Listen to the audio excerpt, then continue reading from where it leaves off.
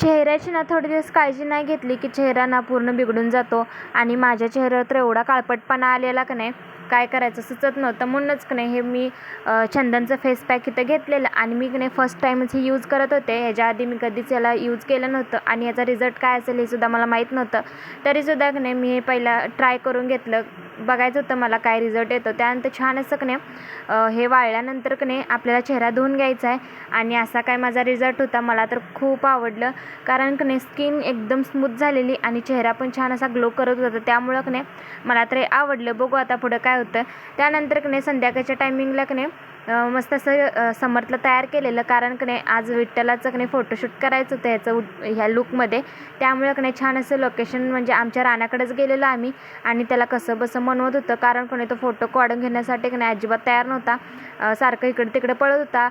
गळ्यातली माळ टाळ वगैरे की नाही असं सारखं फेकत होता. तरीसुद्धा की नाही कसं तरी त्याला की नाही असंच फोटो वगैरे त्याचं काढून घेतलं. छान असे व्हिडिओज पण काढून घेतले आणि नक्कीच तुमच्यासंग तो व्हिडिओसुद्धा शेअर करते.